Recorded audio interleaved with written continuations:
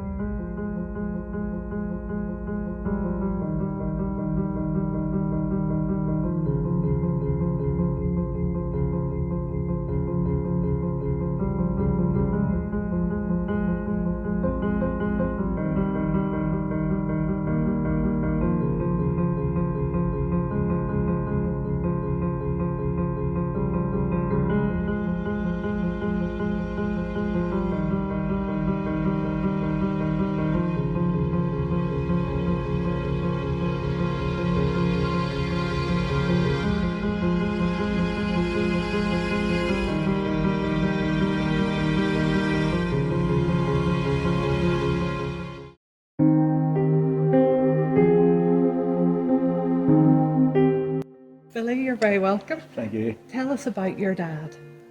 Well, my dad was called Billy Moore, William Moore. Yeah. Born and bred Lisburn guy from the Low Road. He was married to Edna Totten, my mother, and as we have it, they're married here in the cathedral. In the cathedral. So there's a connection there. Yeah. And what did your dad do during the war?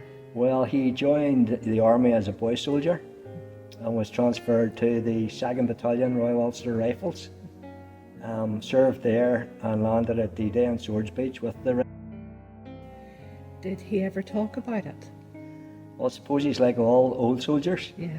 I think what they seen and what they experienced by losing friends and seeing things that you wouldn't want to see, never really spoke that much about it. In all honesty, he told very, very few stories about it. He wasn't injured there, but he was injured later in the war. Yes, he went through with the rifles. He went through at Swords Beach, through Normandy, other bits of France until Caen, and the rifles were involved in the liberation of Caen. Yes. and then he went from, I think it was, there's a bit of mistake, isn't the right word, but they weren't sure whether he was wounded on the German-Belgian or the German-Dutch border. Yes. But about 3 weeks before the end of the war, he was blown up by a mortar, and had bad wounds for 2 years. Yes. And then come back home and with his wounds, Yeah. and ended up working up in Thieville for the army until he retired. We're going to talk about some of the memorabilia, but as part of your memorabilia, you actually have his Red Cross card. Yes. From. Yes. The you know, it's strange, but people can see it for themselves. But it's the original Red Cross card. Yeah. That they sent over from injured folks to let Yes. their relations know they were okay, and they put a little bit on it. Yeah. And I think my father just put as "I'm okay," and that was it. A man, a few words. A few words indeed. You had the chance to go to D-Day commemorations here in Lisburn Yes. recently. Yes. They done a D-Day commemoration in the Lisburn Museum, and it was 4 Lisburn men who had been Yes. involved in D-Day, and my father was one of them. Yeah. A really moving tribute to him, and again, as would have it, I knew the other guys. Yes. They were friends of my father's, Yeah. but when you're growing up, it didn't really mean anything. Yes. But when I seen the 4 of them exhibited in the museum, it was quite, I say moving, but it was to know those guys and what they'd come through. And you're proud of him. Well, I'm proud of them, but as I say, you know, when you're growing up, it was just, you never give it a second thought. Yeah. But it wasn't until probably this last, well, the unfortunate thing was, I had in 2019, Okay. but I found him on 6th of June, On D-Day? 2008, yeah. So as I said in UTV, you know, he got probably 65 years more than he thought he was going to get at that time. And that some of his friends unfortunately got, yeah. Some of his friends, yeah, unfortunately got. And one of the stories, just to reminisce a little bit, the D-Day said that, you know, they were all coming off the landing craft with bicycles because they'd all been given bicycles, thought it was straightforward. But as my father says, the first thing you done was you threw the bicycle over the Yeah, edge. right. Because you There's weren't- no way you're gonna No, run. but it was just sort of, I don't know what it was, naivety from the Yeah. top men or whatever, but I think, you know, and a bicycle, Yeah. getting up a young kid. No, it's But not going to work. that was one of the things he just Yeah. reminded me he had said about. You have some memorabilia. Yes. Tell us about that. Well, we have his medals, so we have all his war medals, and we have his D-Day Normandy medal and bar, and we have that he went back with some old soldiers a few years ago, maybe 20 years ago. They were invited back by the Mayor of Caen, so he was awarded or given a gold medal in the Liberation of Caen, which is special. So it's in his medal. Also given the Imperial Service Medal for service in 60 years for Yes. working for the army and stuff like that. So he had a great career at Yes. that. And I remember, just as an aside, you know, I was just like a beanpole when I was 15. And I remember him saying to me, you know, and I says, and this is the truth, and I says, I think I'll join the Marines. And he says to me, I think you better go down and get yourself a trade. So I think he was wise. And is there anything else you'd like to say about him? Or Not particular. The connection with the cathedral was strong, although he wasn't a churchgoer. And I didn't go to church till I was 45 and then become a commissioned minister here, so you know, things are strange. But he was not only married here, but he was buried from here with an army funeral. yeah. So there is that great link with the cathedral. And you know, I like Life really did as well. come full circle for him, yeah, it certainly did, with the cathedral and that connection with the cathedral. Billy, thank you very much for coming and You're sharing more our than- memories. You're more than welcome. Thank you very much. Okay.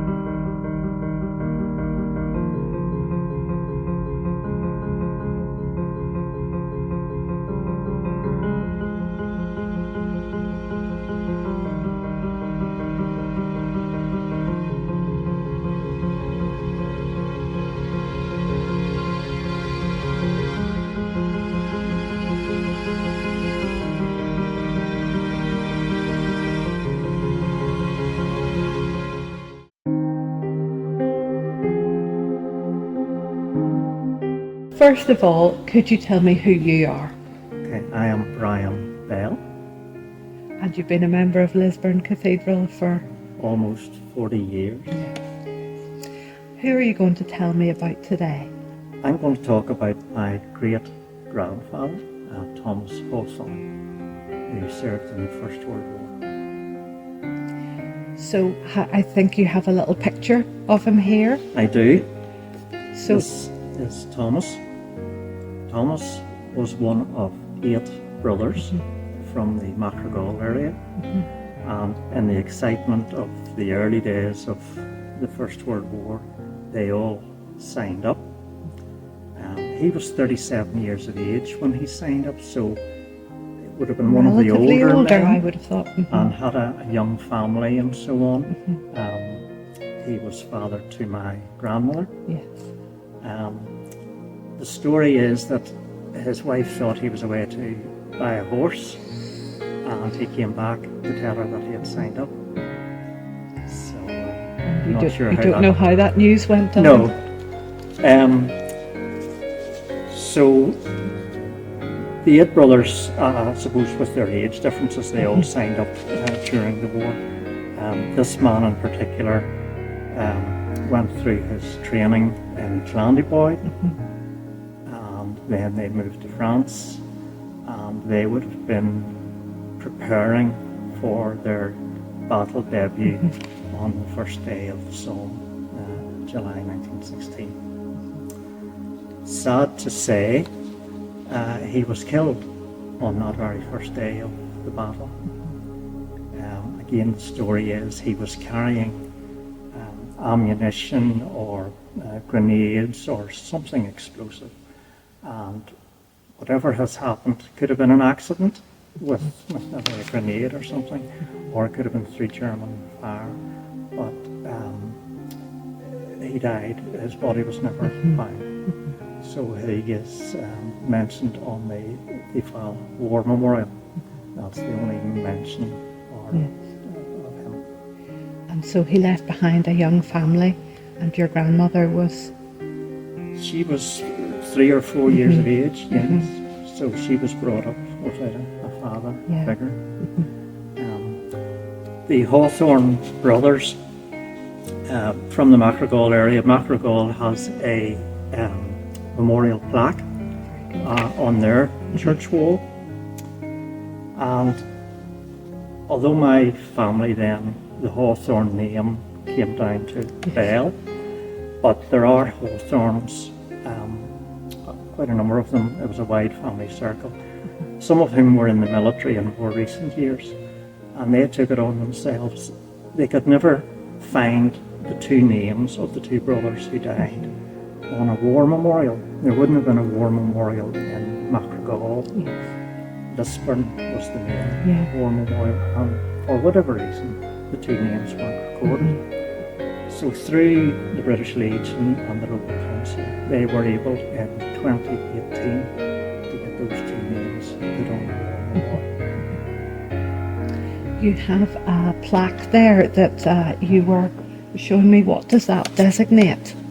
This is known as the death penny, and I think I'm right in saying that any soldiers who were killed in the First World War, the government undertook to commemorate them, and his name is mentioned on that. There's nothing on the back. Yeah, but his name is mentioned on that. So that has come down through our side of the family, as has his pay book. Now this seems to be dated from 1915, and it looks to be when they moved to France, because he's being paid in francs every week. And also in the back of the book there is a will that every soldier would have been entitled to write out and sign and have in his pay book. I haven't seen one of those before. It's quite unusual to have it. You have an interest in the war and that as well. Tell me a wee bit about that. Well, I think that came through my father. He was a boy of he was born in 1933, and was living at the dam head in Mays direction when the Second World War started. And he would have talked about the Americans coming to McGabry, really Yes, just to the back yeah. of where he lived, and would have had memories of Christmas parties and watching convoys of troops driving down the Lisburn Road and towards Belfast. He also, I think, would have mentioned the nights of the Belfast Blitz and this sort of red glow in the I'm sure it was sky. very clear from where Yes, they were. yeah. So as he grew up then, or as I grew up, having been born in 1963, it was a diet of war films on the television and then comics coming into the house. And I just had a real interest. Started to collect model soldiers and so on, and I've been doing that ever since. Yeah. I only found out literally a few weeks ago, happened to be talking to my mother, who's now 93, and she said to me, your grandmother was always terrified that with your interest in the military and the war, that you would sign up yourself. And she obviously had this in her mind, Yeah. that I would do that. Having lost her father, obviously, she remembered that the rest Yes. of her life, really. Yes. Are you proud of the family connection? Absolutely, yeah. I think as it has come down through the generations, just to reflect that in that, certainly that 1914 period, that momentous period, that relatives of mine from Macrogall felt they wanted to be part of that. And made the ultimate sacrifice. Yes. You know? 2 of the 8 brothers died in the First World War. A few others were injured. The rest came back home again. Thank you very much indeed. Thank you. Okay.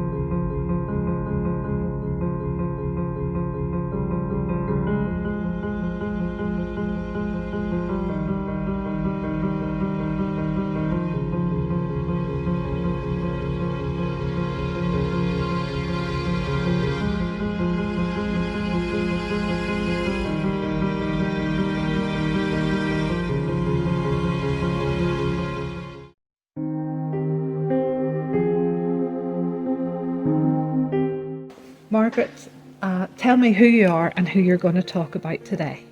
Well, my name is Margaret Fullerton, and I'm going to speak about my parents, in particular about my father, William Redpath, who's in the RAF in World War II. Excellent. Tell me about your dad and how did he end up in the RAF? Well, my father was born in 1922.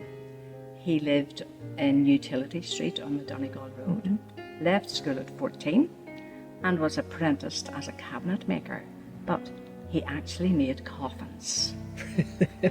At some point when he was 16, he was in Belfast Tech. We're not sure what he was doing there, but he sat the apprenticeship exam for the RAF and passed. Now, not bad for a boy who had very little education.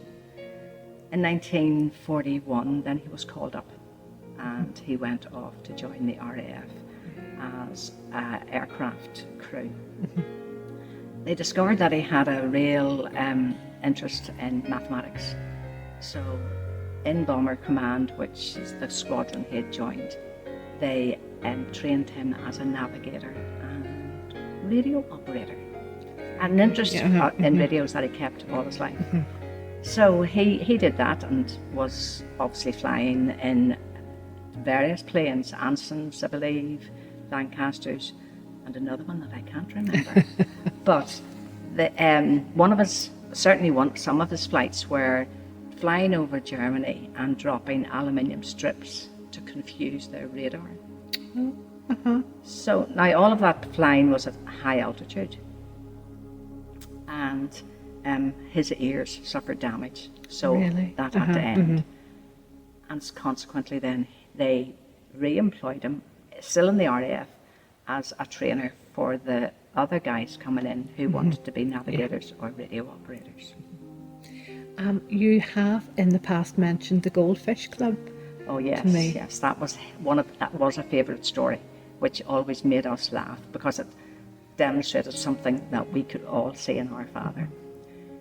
He was returning from a mission, and they were flying over the Irish Sea. They ran out of fuel, and apparently it was the pilot's fault because he forgot to change the reserve tank. Now, I assume it's true. They ended up ditching in the ocean.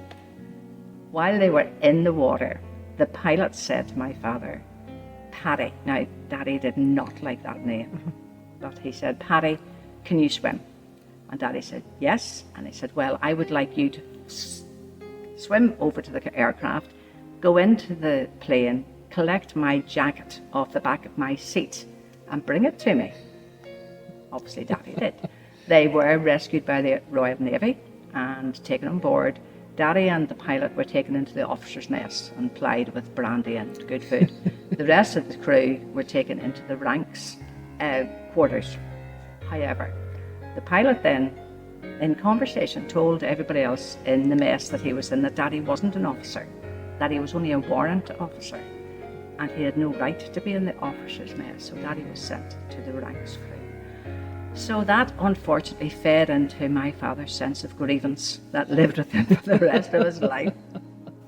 So that was his story. Yeah. Tell me about the Goldfish Club. Well, as a serving either Army or Navy person or RAF, if you ended up in the sea on any mission and you survived because you were wearing a particular type of lifesaver jacket, Yes. then you were eligible to join the Goldfish Club. Okay. You got a badge that you could sew on your uniform, and by the end of the war there were about 9,000 servicemen, and probably not women, but certainly servicemen who were members of this club. So a smallish group. Yes. And I have the badge. And you have the I badge. have the badge. It would have been sewn on his uniform. Have you any other mementos? No. No. The various books, pay books. Yes. His flying record is missing. We don't have his medals. I didn't say that yet. Did I tell you why? No. Well, I'll say it anyway. Yeah. You can take it out if it's not factual. I don't know. But anyway, at the end of the war, because he was so disgusted with Bomber Command, he refused to take his war medals. So now to get the war medals, we need his logbook. But there are ways around it. So my sister and brother are pursuing this to try and get his war medals. Did he talk much about the war? Not really, not very much. He didn't tell us a lot about the various stations that he was on. Just that he had enjoyed his time there. He really enjoyed the camaraderie, I think, of being part of teams and so on. But no, talked very little about it. How did he meet your mum? Well, she had been born in Dublin, and we think that she decided to have a bit of an adventure, and probably with a friend or a couple of friends, they made their way to England and enlisted, and she ended up in the Women's Auxiliary Air Force, usually known as the WAFs. And I assume that they were stationed on the same base. They met, they fell in love, and they got married in 1944. Yes. And you have a photograph of them both, their wedding photograph, they're both in uniform? Yes, they're both in uniform, because obviously in those times, material just wasn't available, it was too expensive. And because she was away from home, it meant that it was really a forces wedding. Yes. Her parents weren't there. Although they did know, they actually posted a notice in one of the Irish papers of her engagement and her wedding, I think, as well. So it wasn't forbidden. And did she talk about the war? Not very much. Not really. My mother was busy because there were 7 of us. Yeah. So I don't think she had a lot of time to reminisce. What did they do after the war? After the war is sort of a grey area. But from looking at one of the documents that I have from my father, it's a pay book. He did receive pay from the RAF in 1947. So following his main career in the RAF, he must have been reassigned for a few years. And by this time they were married, so they would have had to have lived off base. And trying to piece together puzzle pieces, we think they lived with a couple near Darlington, whom we got to know as children, and we used to call them auntie and uncle. So I think that's what, after that initial period of being in England still, they came back and lived in Belfast. Yeah. And you now, as a family, are trying to piece together, some of the places they've been and what they were doing. Daddy seemed to have been on several RAF bases, depending on where you were trained, and then you were assigned to a base. But most of his time seemed to have been somewhere in and around Cumbria. And are you proud of them, Margaret? I am really proud of both of them. My mother didn't have to leave Dublin and put herself in danger. Daddy did, obviously, he had to be called up. But yeah, I'm very proud of him, particularly because he had so little formal education. Leaving school at 14, the home life was difficult. There was no father in the home. Yeah. But he really made the most of things. And I mean, once he was out of the RAF, he got into the civil service, and he did really well in the civil service, retired from there, well respected there as well. So yes, proud of both of them. That's lovely. Thank you very much indeed. Very welcome.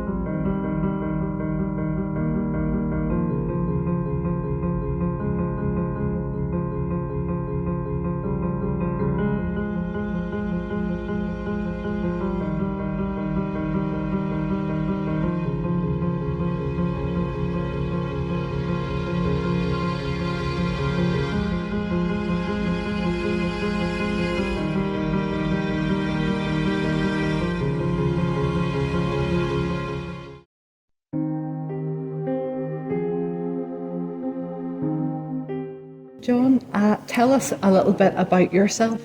Well, I've been in Lisburn now 30 odd years, but I grew up in Enniskillen, a family of Fermanagh people, and really what I'm going to tell you about today is a story my father related growing up on the farm during the war, the farm being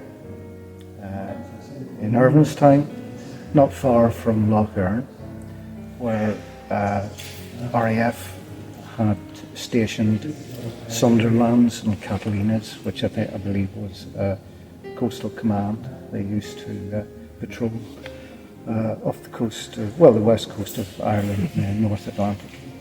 So, as a young lad at that time, he was born 33, so round about him being 10 or 11, on the farm, out in the fields, with his brothers, with his friends, and they would occasionally hear aircraft going over.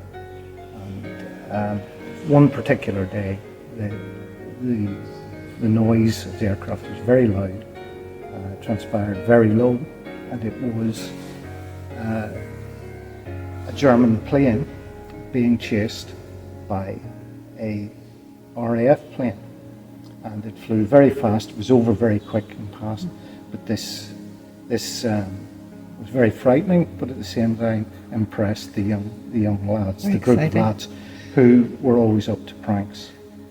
So they decided that they would, it sparked an idea, and the idea was that they would build a kite, and a kite big enough to interest the RAF and hopefully have it shot down. So he said they built this huge kite, absolutely huge kite, and they painted a swastika on it. And he said it took 3 of them to lift the kite, and it took a few more to manoeuvre the wheelbarrow, which was full of rope and twine. I think twine was the word he used, but to put this machine up. And so they got it off the ground, and he says it was uncontrollable because the tail, So big. because the tail they had made really wasn't functioning. It was a traditional tail with some, cardboard or paper bows in it. So with a process of elimination, they found something which would give it stability and keep it vertical. And that was a number of cabbages, which were tied on as a tail, so that there was enough weight in these. So he says they sent this kite up as far as it would go, and as he describes it, it was a little dot. At which point it broke loose, and he said it was a fair wind, as he described it, and it took off across the countryside. It was losing height, but it took off across the countryside. He says it was scaring the animals in all the fields, and it was ripping up potato ridges, cabbages were tearing up fences, and it disappeared over the town. So they, of course, hot-footed it into the town to track it down. And by the time they tracked it down, it had caught or snagged on Irvinstown railway station roof. And there was a huge crowd had gathered at that time, and they were all pointing at the swastika. And he of course, joined the back of them. His mates joined the back of the crowd asking what was wrong. And he says he never owned up, but the discussion and the conversation was about these German cabbages that had been sent to bomb Irvinstown. But it was, he had other stories, but that one's, was a good use. Yes, a youthful indiscretion. Yes. Did he talk about growing up on the farm in the war? Oh yes, yes, and the things that the other things that they had to do, like his father would have grown seed potatoes, which I think then were sent out to troops. And, Yes. we also on the farm, or part of the farm, we had land which was given over to the American troops, and they used to. My grandmother used to, if they came knocking on the door, she would have served up bacon and eggs Yes, to them, and they were very grateful for that. So he had plenty of stories about that. Yeah. And I'm sure it was quite an exciting time in many ways for a youngster. Yes, yes. Yeah. He only had good memories of it. He did recount about friends, people they knew who had lost. They would have been older relative Yes, to him. So it did touch the community. Yeah. Obviously, losing people. And Fermanagh has a really proud history, as you say, with the Catalinas, and Yes. there were a number of places that planes were stationed at. Yes, there were, and there was a couple of places. There was another place, I forgot the name of it, next to Castle Archdale. There was St Angelo, which was not on the lake but close to the lake. Yes, there was a lot of activity. John, thank you very much for coming and telling us your dad's story. And I noticed he never admitted that it was No, I them. know, and only years afterwards. Yeah. Thank you very much indeed. Okay.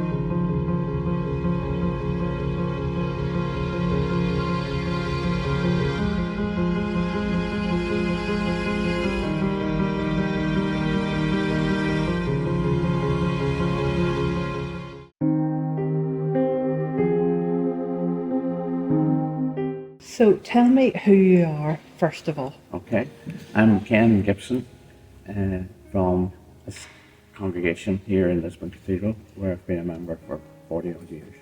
Before we start, you have an interesting story to tell us, but before we start, we have some war memorials in the church Yes. itself. Tell me a wee bit about those. Okay, there are three, which is a wee bit unusual. There's one hidden, tucked away up here for the Second World War, people from the congregation who died in the Second World War. Down at the back, at the bottom of the stairs, there's one for the people who died in the First World War. I think there's almost 50 on it, names. And unfortunately, hidden away in a wee corner, there's a big one of the people who fought in the First World War and survived. Now, not that many churches have that, Yes. and I am always very pleased that we have it. And interestingly, one of the people I'm going to talk about is also recorded on a war memorial of people who survived, and it's in St McCartney's Cathedral in Enniskillen. Excellent. So you have a story with a bit of a mystery maybe in it. Do you want do to tell me indeed. about that? Yeah. It's a story, now I have lots of background in it, even though I've sort of summarised as best I can. But it leads us to a big question that may never be answered. Hence the mystery and the puzzle. And as I go through this, I'm going to use the names places that quite often come up at this time of the year in around Remembrance, so people might identify with them. Frank McConnell was born in Enniskillen in 1889. He had two sisters and a brother, Willie. Willie's story is almost the same as Frank's, except there's a few years are missing in the records, and that's another puzzle to be investigated. Frank's father died young, and his mother remarried and had 4 more children, one of whom served in the Second World War and was a prisoner of war of the Japanese in Burma. Another story to investigate. Frank left school when he was 14 and started to work with a firm that sold sort of veterinary supplies to farmers, and also was the local pharmacist for people to get their medication. And he was the sort of storeman, warehouse man in that. When the First World War broke out, there was an appeal went out in Ireland for people to volunteer to sign up. There was conscription in Britain, but there was no conscription here. I think for political reasons, because of the whole Northern Ireland, we were in the middle of difficult times, so there was no conscription. So they were all volunteers. Frank went to Omagh, to the barracks in Omagh, where people were being signed up. And he signed up to the, I get the name right, the 11th Battalion of the Royal Enniskillen Fusiliers. Now, I pronounce that very carefully because it's Enniskillen with an I, and it ends with an ING, not the way we would spell it today. The Enniskillen Fusiliers, known as the Skins for short. Okay. So he joined it. It was been formed in September 1914, and off he went. He went to Clanleyboy in North Down, the Clanleyboy estate, where a huge training camp had been developed for new soldiers, because they were all amateurs. None of them were kind of professional soldiers at that stage. After a number of months there, by July 1915, he moved to another training camp in a place called Seaford in Sussex on the south coast of England.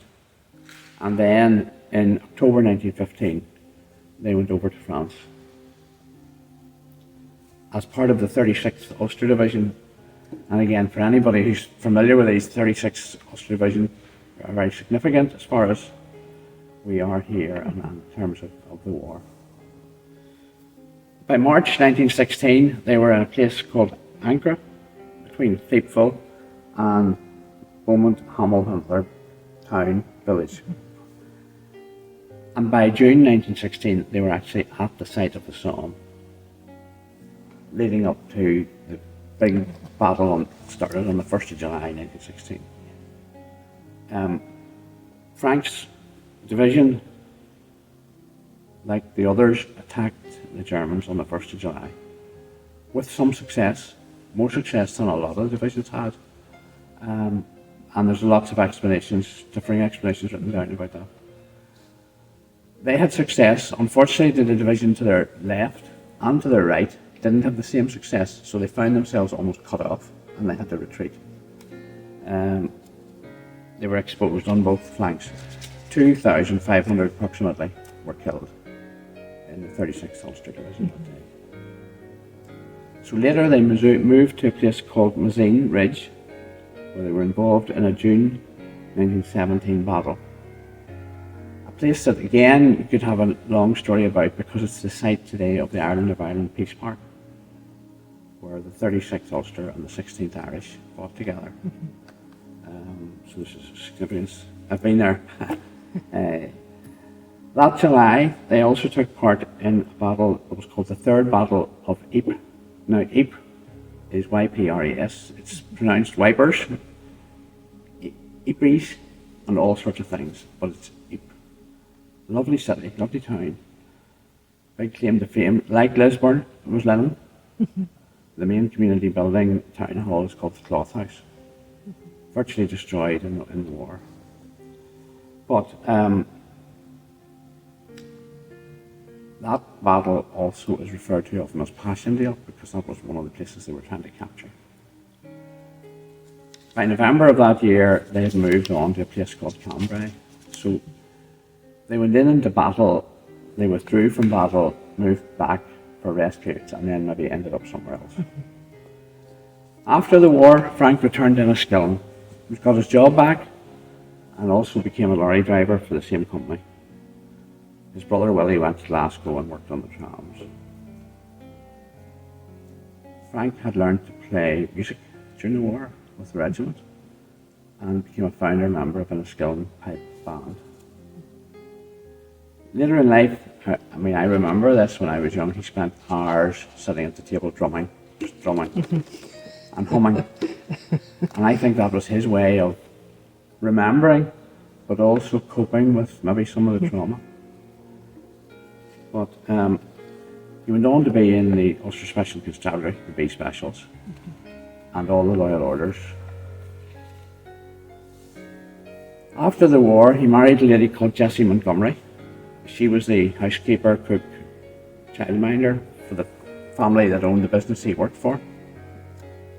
They had one daughter called Violet, who married a man called Jim Gibson.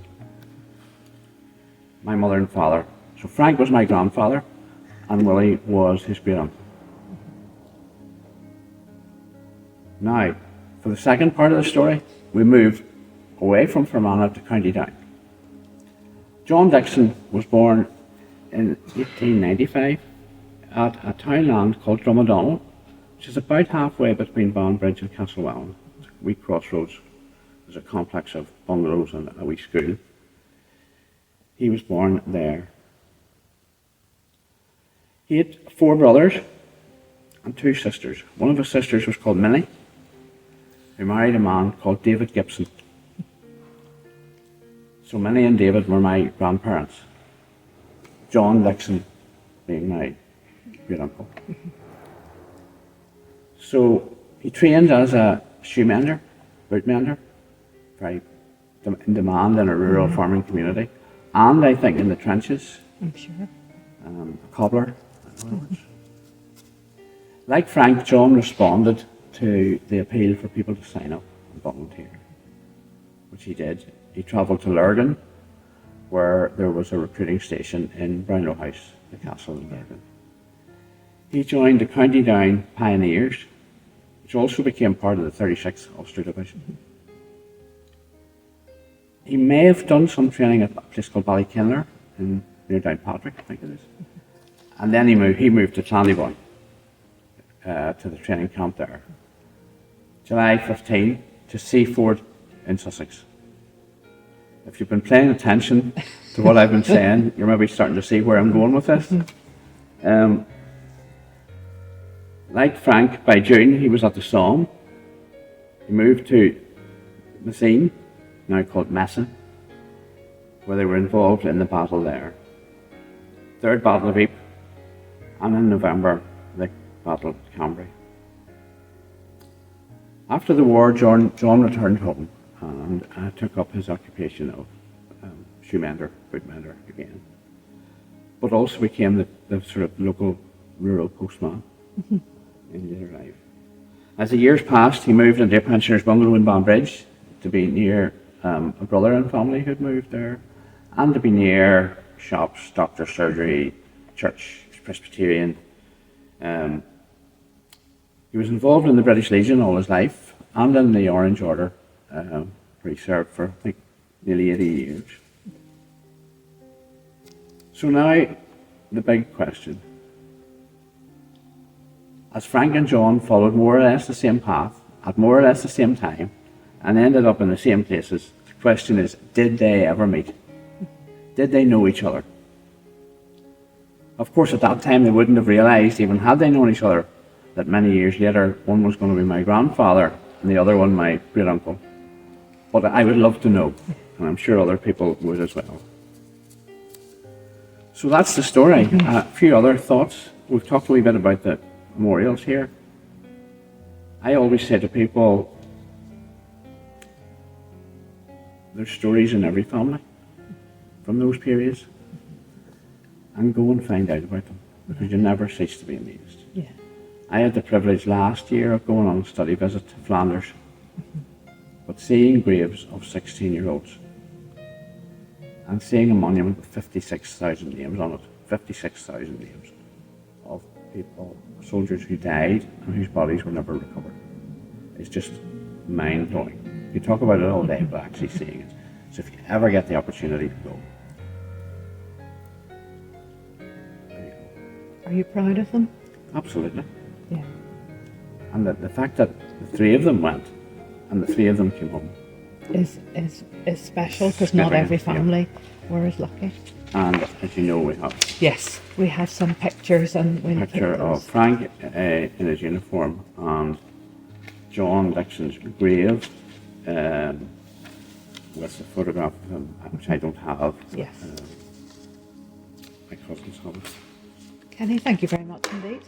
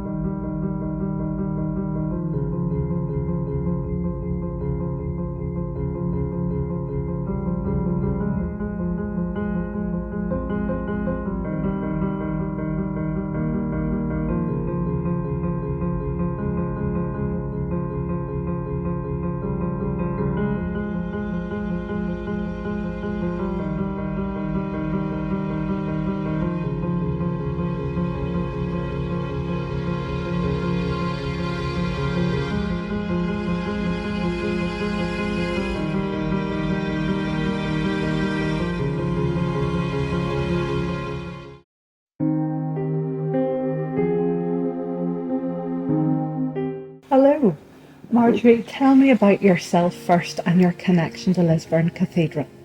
Right. My name's Marjorie Reid. I've been a worshipper at Lisburn Cathedral since about 1953. The family moved from Clonavy, a wee village, and we came here to Lisburn Cathedral, where I went to Sunday school, was confirmed, married on the 6th of June 1970 to Rex. It was Marjorie Elkin before that. And Marjorie, you're going to tell us about two great uncles, an uncle and a dad. So we're going to start with one of your great uncles. Tell me about William Elkin. William James Elkin was in the Royal Navy during the First World War. He was lost on the HMS Hawke on the 15th of October 1914. The ship was sunk by a German U-boat. It said it was among the worst of the Ulster sailors during the war, because there were so many, for whatever reason, on the HMS Hawke. He was unmarried and was my grandfather Hugh Elkin's brother. He had been in the Navy about 22 or so years, and as I said, sadly he was lost. Has no known grave, obviously, but is remembered on Coleraine War Memorial and a Chatham War Memorial in Chatham in Kent. And you told me just a few moments ago they believe they've maybe found the site. Yes, of HMS Hawke. I read that in August of this year, the wreckage of the HMS Hawke has been found, and that it's going to be made a protected area, that people can dive to it, but it cannot be disturbed, because obviously it's a grave. Yes. And then you have another great uncle, Alexander McNeice. Tell me about him. Alexander McNeice was my maternal grandmother's brother, and he was lost on the 1st of July 1916, the first day of the Psalm. Grandmother lived with us until I was about 15 years of age, so she had mentioned brother Alexander, who never came back. He has no known grave, but is named on the Thiepval War Memorial in France, and also in Clonavy, because that is where he was born and brought up.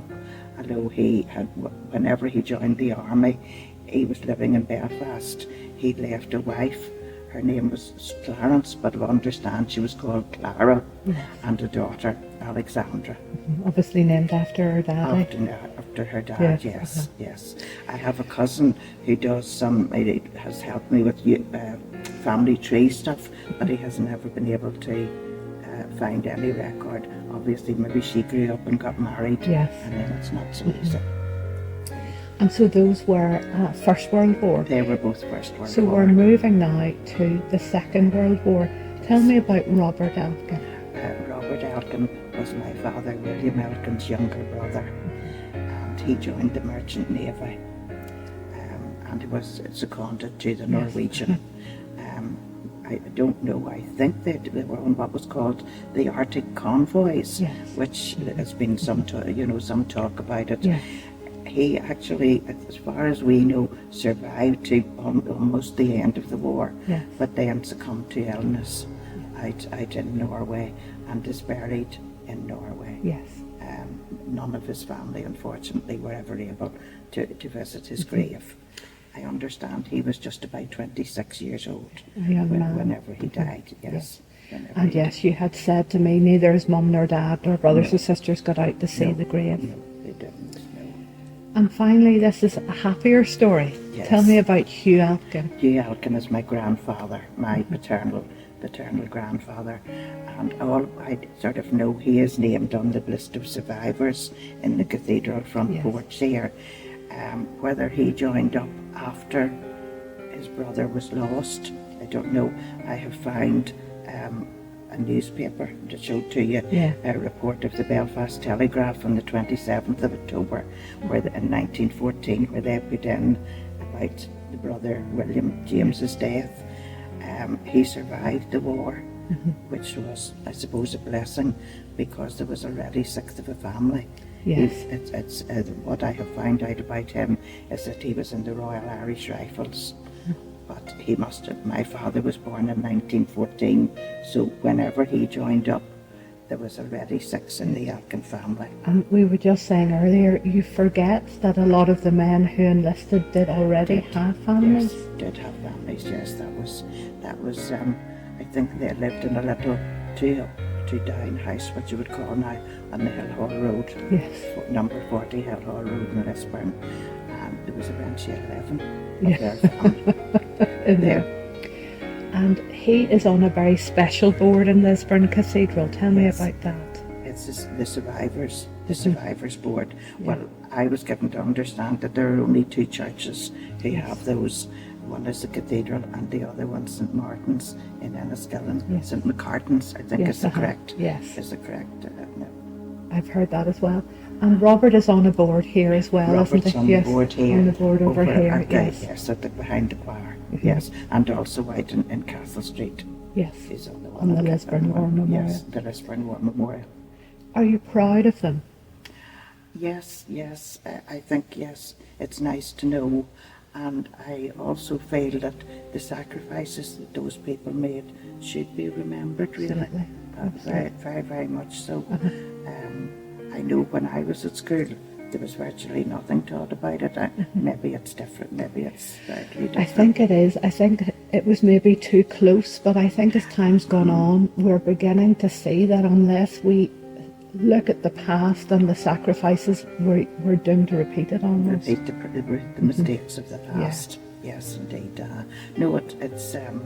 I must say, in my earlier life, I didn't know a lot about them, and you do regret that as you get older. I mean, there was my grandmother, and I don't think she told me about her brother, but I never asked any questions or anything. Well, in your early teens, You're thinking of other things, you're thinking don't of you? other things. Yeah, yes, indeed.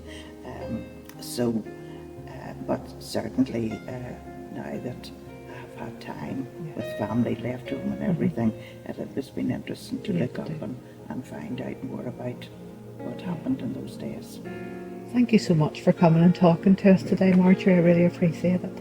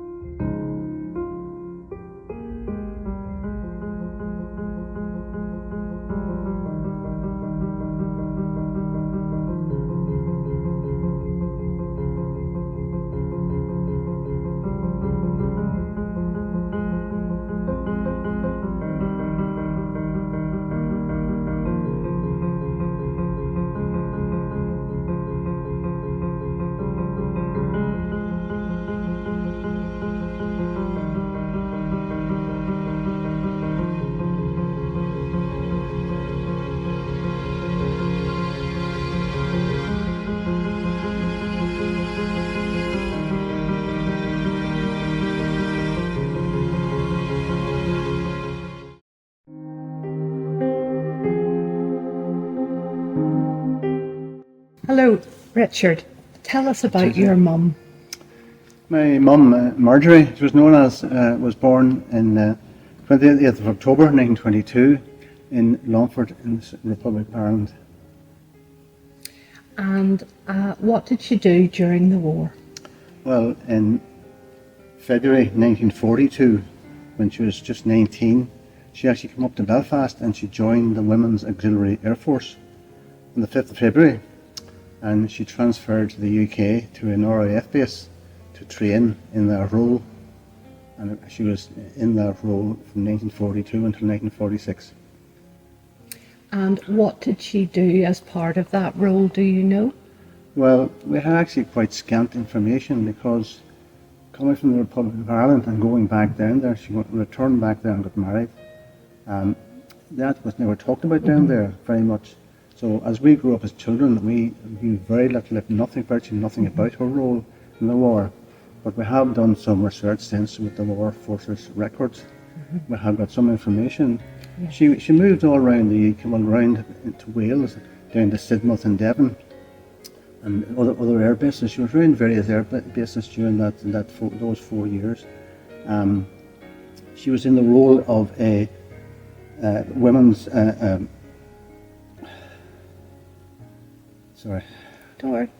auxiliary aircraft woman, and indeed an aircraft woman. One of the roles she was in was she worked in the barrage balloon squadron. They developed the barrage balloons that they used to put up and try and knock off the German bombers when they come in to bomb the cities. So there were thousands and thousands of these balloons put up. There was actually 100 barrage balloon bases in the UK, and they were all run by women in the Royal Auxiliary Air Force. It was a very heavy job, and so that's the only job specifically that I know about that she carried out. And what did she do after the war, Richard? Well, she left the Auxiliary Air Force in 1946, and late that year, in December 1946, she got married to my father down in Longford. They returned right away down to Longford.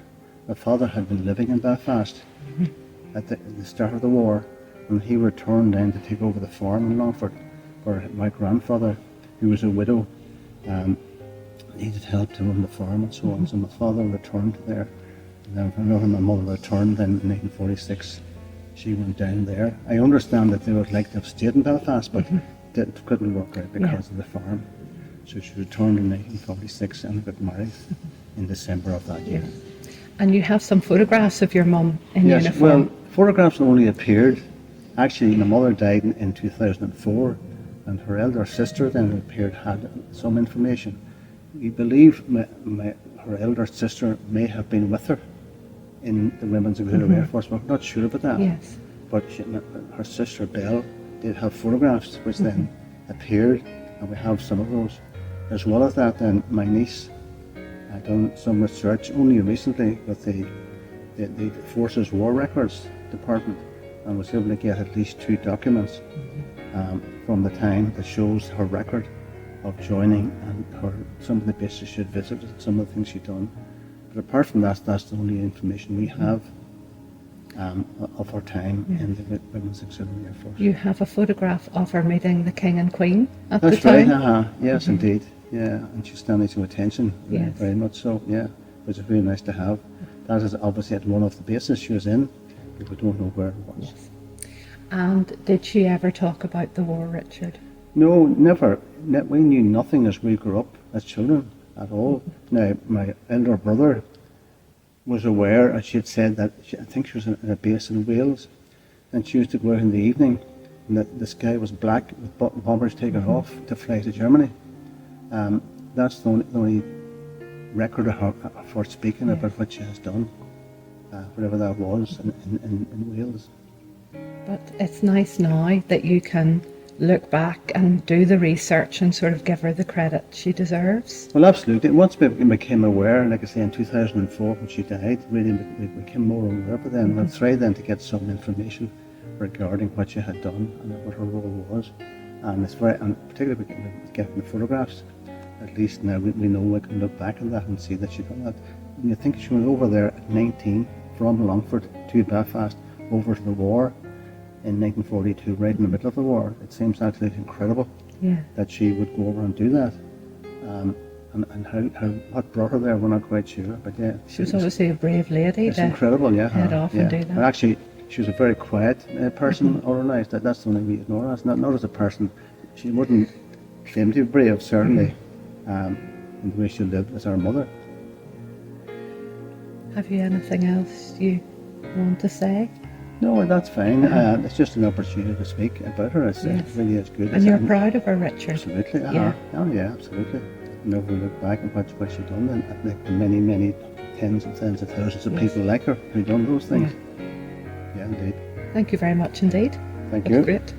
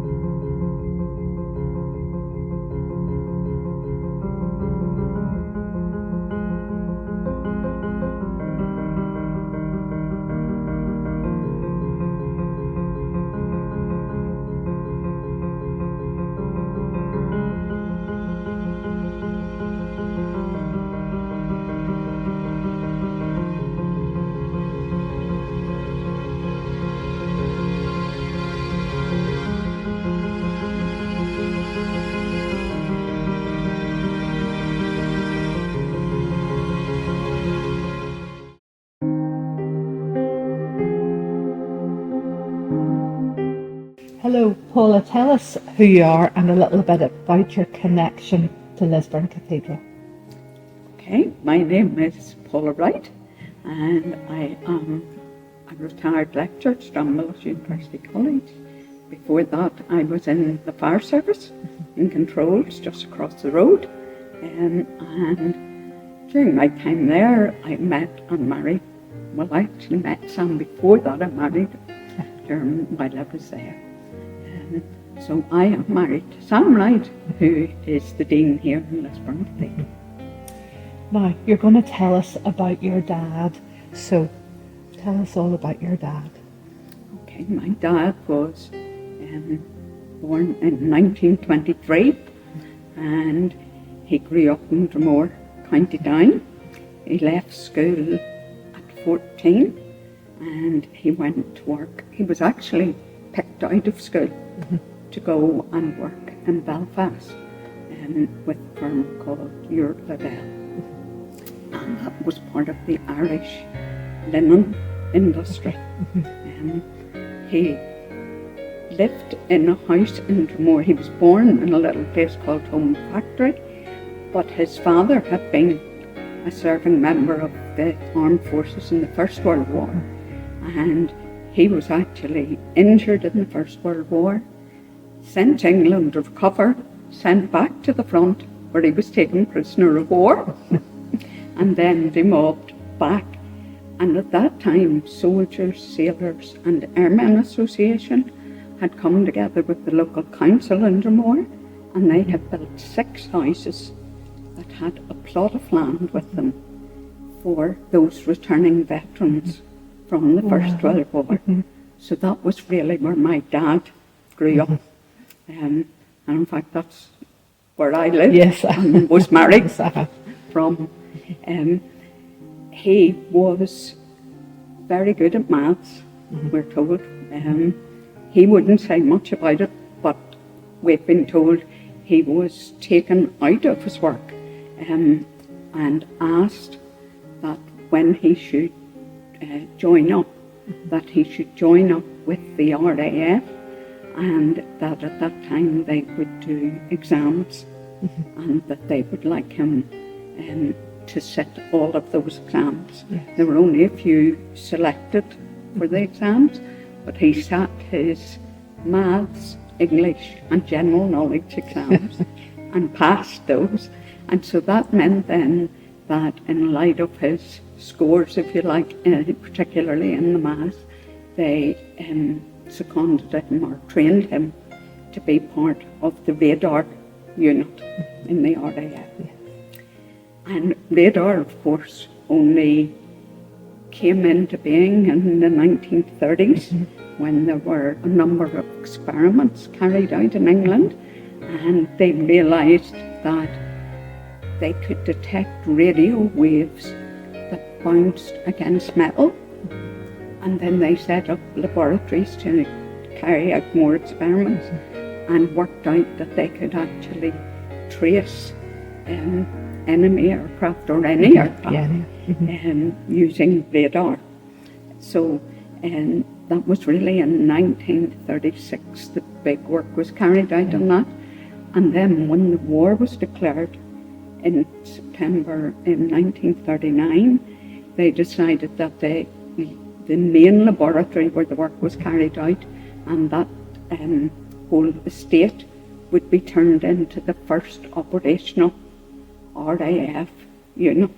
And so that was really where radar had begun, and he was coming in on the back of that into the RAF. And so given his maths scores and all of that, they said that that was where he was to be. Very exciting and very unique story really as well, isn't it, you know? Yeah. I think it's probably quite unique in that he was trained in England and South Wales and the Outer Hebrides and then in Whitehead here in Northern Ireland was part of their training before they were actually taken down to the south coast where they were eventually deployed. because the RAF, or the American forces, didn't have radar. Radar at that stage had been, if you like, discovered Yes. in Britain. So it was the British forces who had access to it, but because the Americans were the Allied forces and they were without radar, my dad and his unit were then seconded to the American forces. So he spent most of his war, half of his war at least more, with the Americans. Yes. And he has quite an unusual name. He has indeed, yes. He's called Lyndon. And my grandmother's sister, having finished at Queen's University, one of the early women to go to Queen's University, then went to become a lecturer at a university in America. And around that same time, of course, there was a President Lyndon Johnson. And so my dad, when he was born, was given the name Lyndon, and we're not sure whether they did that just to make it a little bit different, or whether my grandmother, when she registered the birth, didn't realise how you spelled the name. And thankfully, he survived the war. He survived the war. He really he didn't really have any injuries or anything. He did tell us at one time about getting lost behind them enemy lines, but he managed to negotiate his way out of that and was completely unscathed. Did he ever talk about the war, Paul? He didn't really talk about the war in a serious sense. But he would have joked. We always felt he didn't talk about it because of the realities of the situation, and that he probably didn't believe, well, in fact, he would have told us he didn't believe that that was the sort of thing that little girls needed to know about. So really what we would have gleaned from him would have been just a few facts about where he was, and then jokes about different things that happened. Are you proud of him? I am, yeah. Proud of him because if you were to know my dad, he wasn't much bigger than I am. He was quite a quiet gentleman. He could sit in a room without ever speaking and be quite content. And in no way did he look like someone who had served in the forces. And in fact, some of his friends who'd known him for a long time didn't actually know until he died that he had been in the war, because he didn't really talk about it. And have you got some memorabilia and different bits and pieces from him? You've obviously collected some things to do with his time. We found some things in his house. When he was, he had a stroke in his mid-80s, and by his 90s he had to be moved into a nursing home. And when we were clearing out the house, we found things like his identity card, his exam papers, all his information about being demobbed, and all those sorts of things. One of probably the most interesting things that we found were his dog tags, and he would have joked with us about that when we did know about that growing up. My dad, one of his favourite actors was Roger Moore. He also loved Vera Lynn, but his joke to us would have been that in the war your dog tags have a quite long number, so you were only known by the final 3 numbers. And so when you went on roll call or anything else, they called out the last 3 numbers, and my dad's numbers were 007. A superstar in the making. Paul, thank you so much for coming and talking to us about him today. Thank you.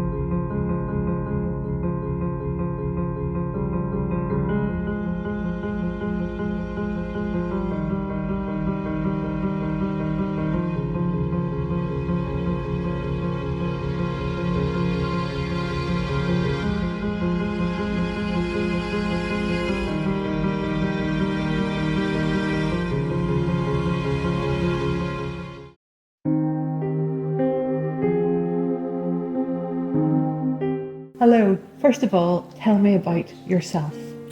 Hi Tracy, well, my name's Tim Webb. I've been going to Lisburn Cathedral with my family since about 1990, 91. I used to be a journalist on the Belfast Telegraph. Excellent. Tim, tell me about your dad.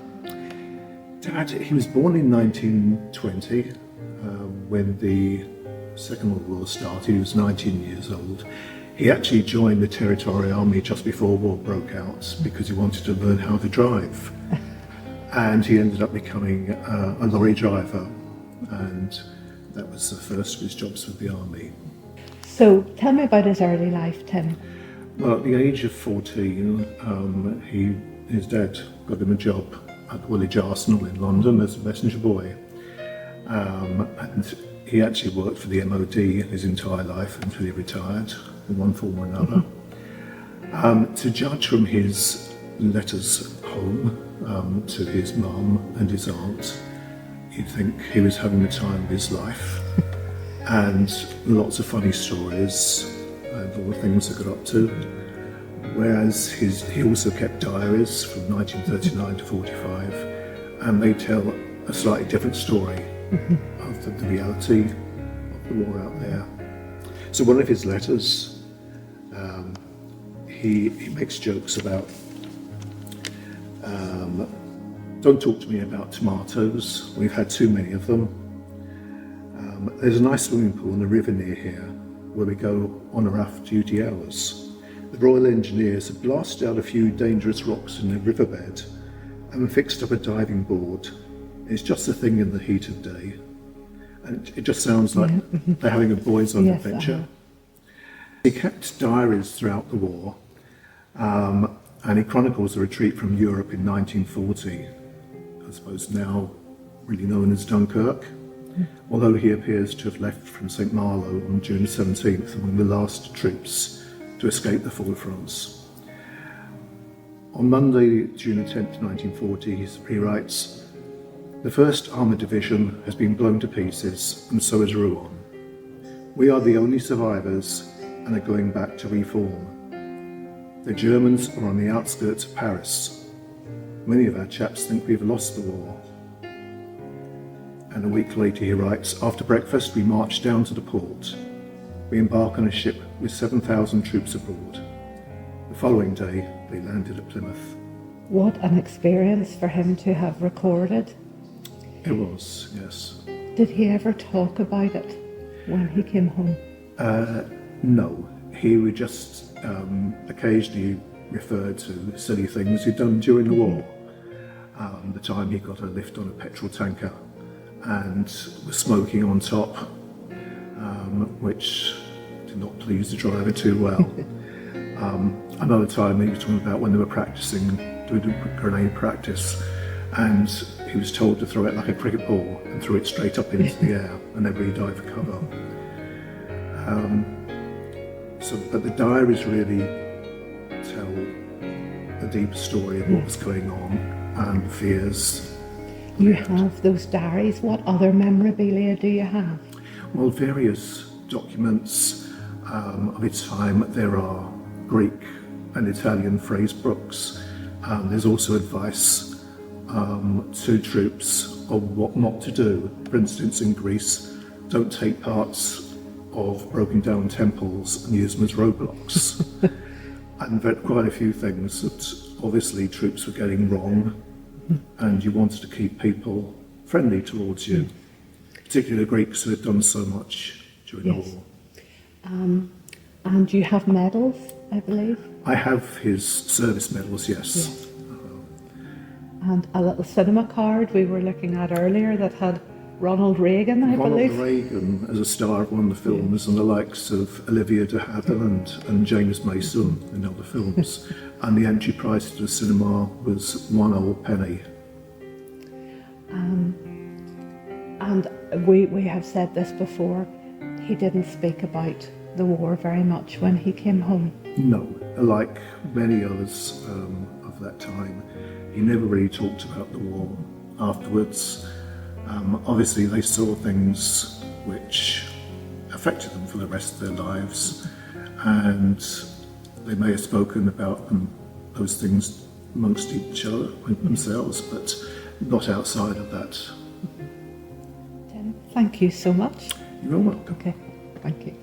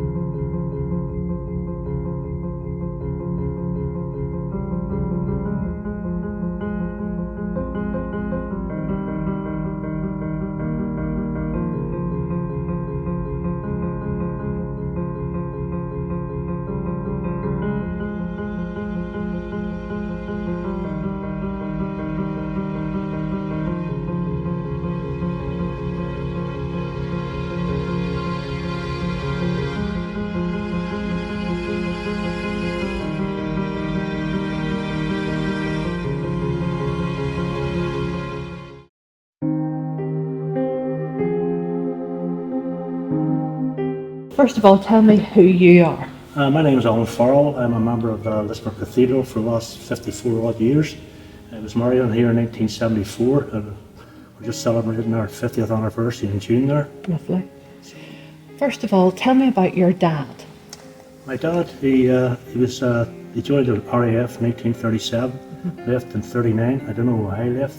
Then he joined the Navy, Royal Navy in 1939, and he was discharged in 1945. Did he see any action?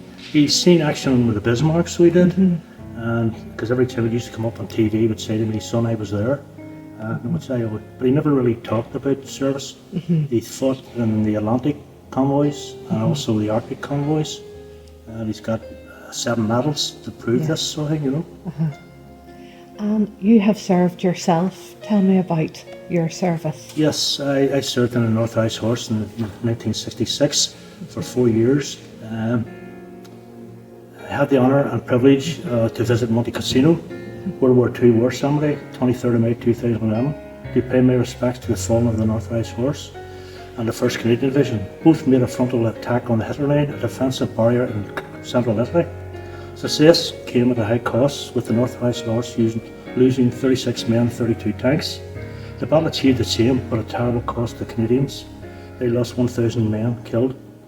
In appreciation of their support, the North Ice Horse was given by the Canadian government award of the maple leaf, which they could wear on their lapels.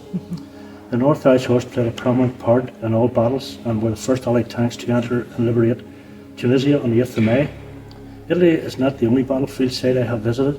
I have been in the Somme, D-Day Lawrence, Battle of the Bulge, Gallipoli, and following the exploits of the Royal Ulster Rifles from Dunkirk up to Berlin. Pay my respects to those who made the ultimate sacrifice for our tomorrow. They say Italy was the D-Day Dodgers, the soft battle of Italy, but it turned out to be a tough real boot. I served in the North Ice Horse from 1966 to 1970, a member of the North Ice Horse Regiment Association. Lovely. And you're proud of your dad? I'm very proud of my father, but he never really spoke much about the war, you know. And I hope you're proud of yourself and your service. Well, I have And done my service, yeah. You've good colleagues and good friends. Yes, we still have, yeah. We still meet up, so we're doing, as I say, we're going over the 5th of April 2025 to visit Monte Cassino again to show our respects for the fallen. Oh, thank you so much for coming in and talking to me today. You're welcome. Thank you very much.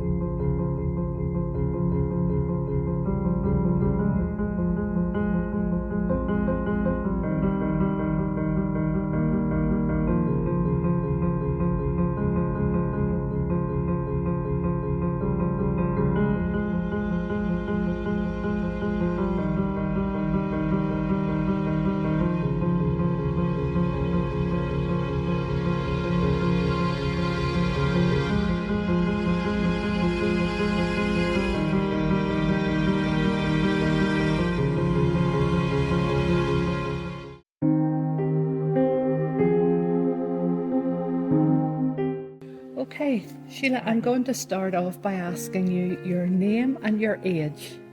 My name is Sheila Hughes and my age is 96. Sheila, tell us what you remember about the announcement of war. Oh yes, I remember that very well. My father, he called my mother and my brother and I. He said that the night before, he told us that there was going to be an announcement of some kind, because that's what we were told. An announcement of some kind the following day, very important. And I could say he was looking worried, you know. And so anyway, we all got there. At 11 o'clock it was recorded. And we sat down, and the Prime Minister, Neville Chamberlain, who was the Prime Minister of the day, he came and asked us. He said, I've got something very important to tell you. I'm going to fluff this. No, keep going, you're wonderful. Sorry, I was just trying to sort this out. We sat down by the radio, and the big bell in London chimed this hour, and he said, I have got something very important to tell you. He said, Herr Hitler had troops in Poland, I think it was, and we told him if he didn't withdraw them, you know, we would go to war, and he wouldn't do it. Yes. So I'm afraid we are now at war. And we just couldn't believe it. Yes. My father, he just couldn't believe it at all. Yeah. Tell us about the preparations you had to make then. Yes, well, I was only just coming 11 at that time. So, Yes. I mean, in a way, it didn't really, you know, it wasn't happening there and then, so it didn't Yes. really mean a lot to me just then. But the preparations started right away.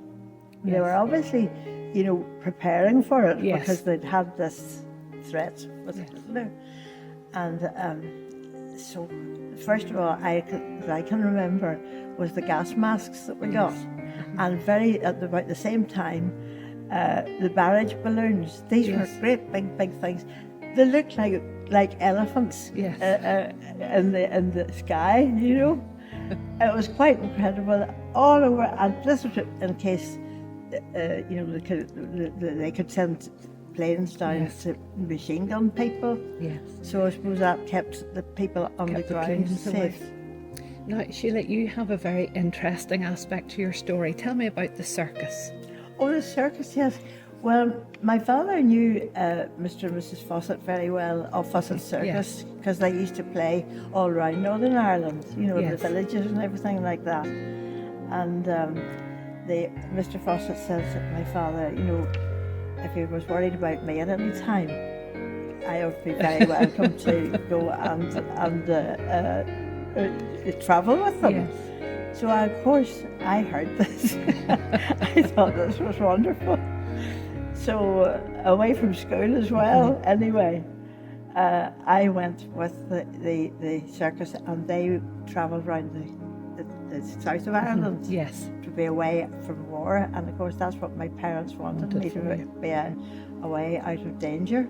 So I started, and we went all that around the little villages, and it was just so exciting. But I didn't go to school at all. Now there were no schooling, you know, facilities because we were going to different places all the time. Yes. But it was very, you know, the wee baby elephant that was there, she was lovely, and Mrs. Fawcett used to take her out, and she never went on stage without having her pound of caramels. Caramels, the sweets. She loved caramels, Sweet yes. tooth. And she had those first, you know, and she was just so cute, lovely, and the children loved coming up to her. She was very, very animal friendly, Yes. or children, people friendly. Yes. And there was that, and then I did learn to walk the tightrope whenever I was there, but not very well, I don't think. And I also learned how to assist a magician. Yes.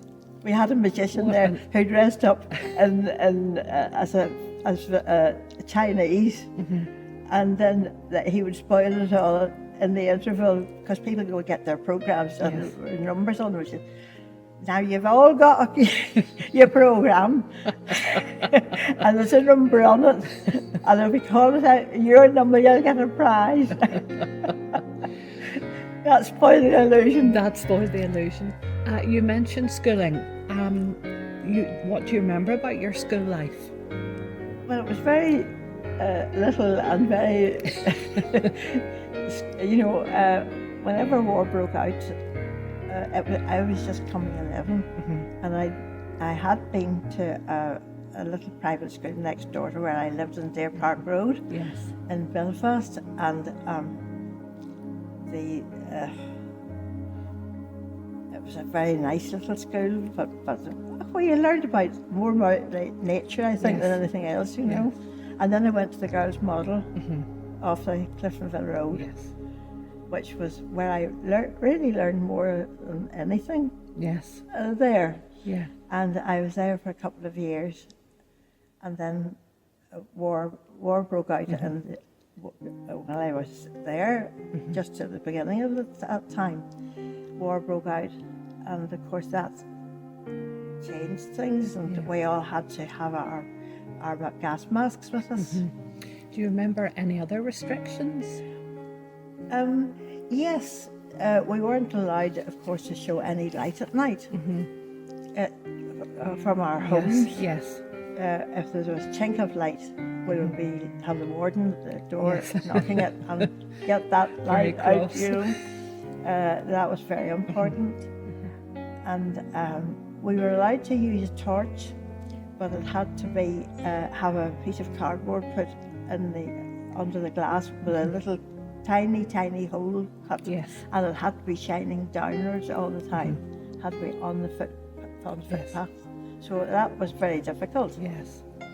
And what about rationing? Do you remember? Oh yes, I remember that very well. We were allowed 2 ounces of all the important things. Butter, margarine, meat, cheese, sweets, everything was rationed. Rationed. All the nice terrible, things. You know, all the nice things indeed. And very little baking was done. It was. I'm just trying to think. You know, if there was a special do, like a wedding, well, that was very difficult. Yes. But a birthday cake, cream, we used to whip up the top of the milk.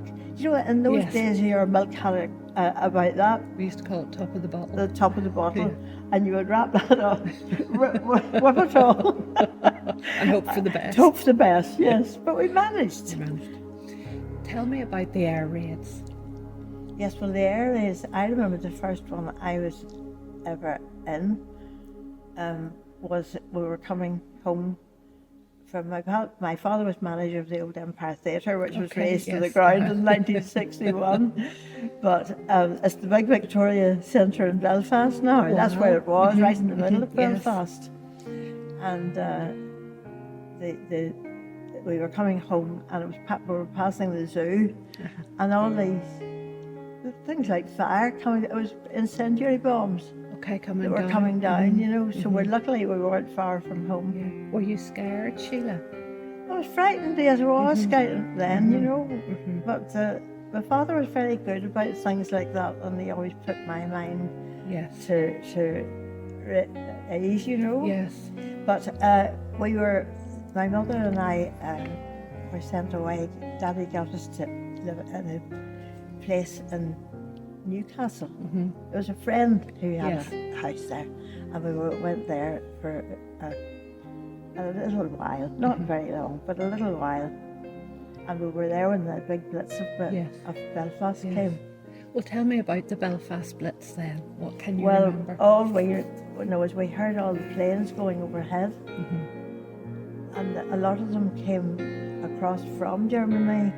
and up through the Republic of Ireland, where it was neutral, so of course they knew they wouldn't be fired on. And I suppose we all thought that Hitler would never come to Belfast, you know. But apparently he had announced that he could take Northern Ireland by just sprinkling flea powder over it. That's what he had said. That's what he had said. But they apparently mistook the area, and they bombed very much of the waterworks. Yes. And then the docks. But they did, you know, do a lot of damage. Yeah. Tell me about the parrot. The parrot? Oh, yes. My father had been given a parrot by a man who came regularly to the theatre. He was very stage struck. He was one of the bookies that was around, and he gave him a parrot which was taken home. But unfortunately, he was named Ashby. Ashby. My dad called him Ashby after Ashby de la Zouch in England, because that name really struck him, you know, and he loved calling things different names. So Ashby was an African grey parrot, a very good talker. Yes. And he came and he bit my mother a finger, so he was taken down to the theatre, and he was in my father's office in a great big cage. And he got very used to everybody, and he used to go around the dressing rooms and things, and eat the grease pins, things like that, you know, and he would annoy us, the artists. But you know what he did? He did one time. I was working in the theatre by this time, and I was one of the dancers, a troupe of 10 of us, and we heard the call boy calling us, "Girls, you're off." And we came rushing down the stairs. We knew we didn't have a quick change, but when you realise, you know, what's happened. So we came running down the stairs, and he was there on the steps, laughing at us as we came down. Now, he really was going, because that's a funny laugh that he could do. And I read in a newspaper some years ago, I read that African greys, they're so good, and they can mimic anybody's voice, you know. So anyway, he seemed to be very amused. He entertained himself. He entertained himself, he did indeed. But that was him anyway. Did you enjoy working in the theatre? Did you enjoy dancing? I loved it. It was a wonderful life. We used to rehearse. We had a different show every week, and my father kept the theatre open after the Blitz. There was 3 people, he said, in the audience the night after, but then they started coming, you know, regularly, and a lot of forces. Yes, the would come uniforms to the theatre. and you know. They came, and it was lovely to be able to entertain them. Yes. Were you evacuated at any stage? Yes, well, that time when we went to Newcastle, as I was telling you, I mean, that was really the only time I was evacuated. No, but we went a couple of times. We stayed for a week, and I remember in Portrush for a week. Yes. Yeah, but I think that was about all. Yes, you weren't away for any extended period of time, really. What do you think, looking back on the war, do you feel people pulled together? Do you feel there was a there was spirit? Definitely that. Definitely, yes, everybody. But we had, our school, the model, we all had a house to go to when the sirens came. Yes. And my house, it was just near Chestnut Gardens, you know, and so as soon as the sirens went, we all rushed to our houses, and they were so good and kind to us. You know, the lady would maybe find a few biscuits, plain biscuits or something. Rationing, you know, and all that. So it was very nice. And what we used to do our bit to help the soldiers, and we had every Monday we had a hamper in each class, and every pupil would bring down whatever mum could spare. Yes. to go into the hamper, and it was taken across to the army camp. So Maybe a pair of knitted socks or Yes, something, you know, like that. So as well. even in those times, you were thinking of others and trying to do your best. Yes, we for- did our best, and for old people, for old people, you know, we Yes. would do all our best, and they loved to see us coming, you know. But we look forward to the sirens going. That Yes, I know. we were I'm sure coming. they did. So, Sheila, tell me about your father and brother. Yes, well, my father he was very worried for us all, for everybody. But he kept the show. There was before the war, they used to bring companies over to come to the theatre from Scotland or down south or England or anywhere, and sometimes the operatic companies would book the theatre. But whenever war came, of course, everything stopped. So, as I said, it was 3 people came the night after the Blitz. So Father decided to put a show on himself because he was in show business before the war, and he was in the First World War himself. So he got a company together, a troupe of 10 dancers, one of which I became, and he got a comedian and feeds and all goes with it, and put the show on. And gradually it came, people came out and were delighted to come out and be entertained. So that was something that was really great, and we all enjoyed that. I loved it. I loved the theatre. What about your brother? My brother, he couldn't wait to join up. Yes. And he came to he joined up just a few weeks before his birthday. He couldn't wait, but sent him home. And he had to go back 3 weeks later with a few others from school. And they joined up. And my father was very worried, of course, as we all were, about Gerald. My father was Gerald Morrison, and my brother was Gerald as well.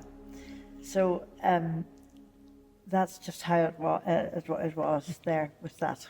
Now, you have told me a story about them seeing the lights of the Blitz. Oh yes, that night when my mother and I were in Newcastle, and we heard the planes going over, and then we were worried, and everybody came outside, and suddenly the sky started to get very red looking down near the horizon there, where we were looking out towards Belfast.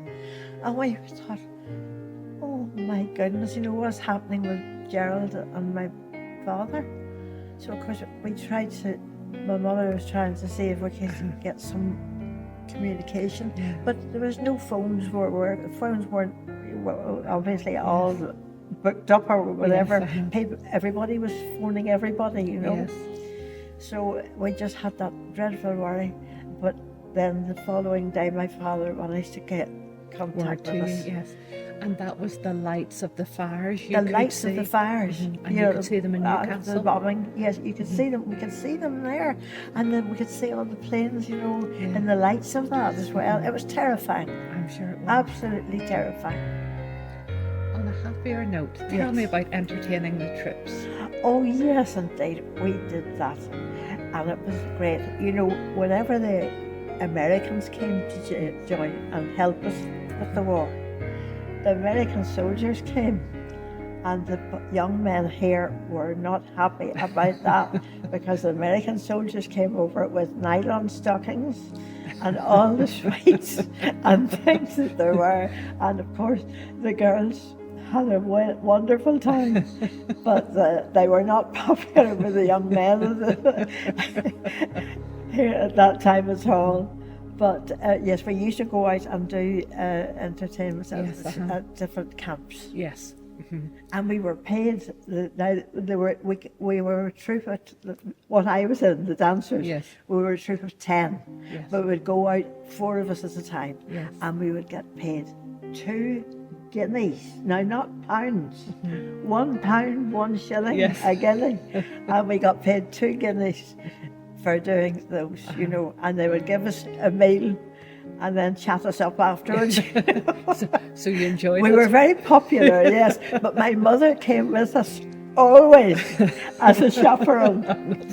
I remember so vividly. We were playing.